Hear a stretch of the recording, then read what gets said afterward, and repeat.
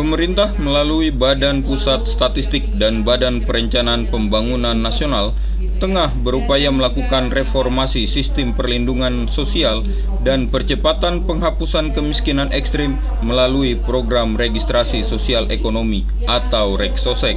Program Reksosek merupakan salah satu amanat Presiden Republik Indonesia dalam pidato kenegaraan Rancangan Undang-Undang Anggaran Pendapatan dan Belanja Negara Tahun Anggaran 2023 tanggal 16 Agustus 2022 lalu.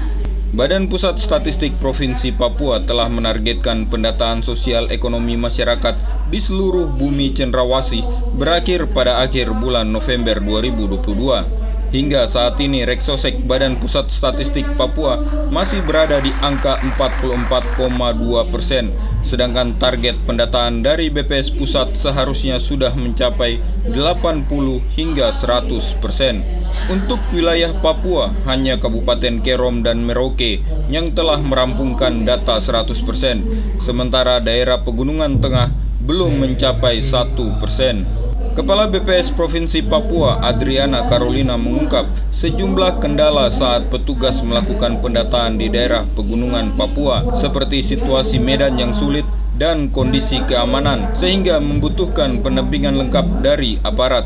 Tim kerja Reksosek juga terkendala aplikasi yang digunakan untuk melakukan registrasi.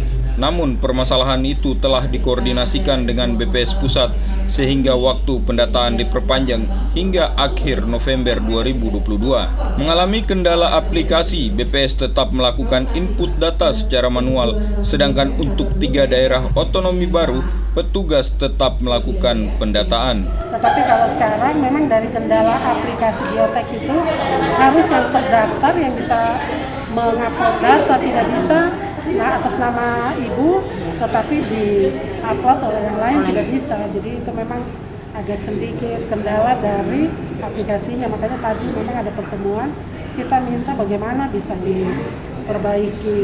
Dilakukan secara manual begitu? Ya, manual kita lakukan, tetapi kan di pusat itu membaca dashboard yang terupload itu. Koordinator Bantuan Sosial Kementerian PPN Bappenas, Dinar Dana Karisma, mengatakan dengan terwujudnya Reksosek, pengintegrasian program pusat dan daerah dapat terwujud serta kualitas layanan bisa lebih optimal.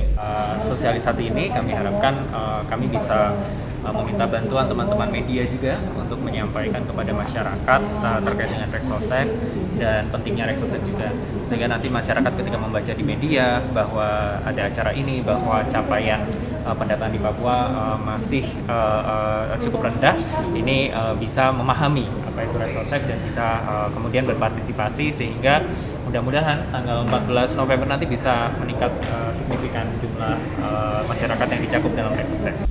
Sementara pendataan Reksosek per tanggal 9 November 2022 lalu baru mencapai 475.000 keluarga dari 873.000 KK.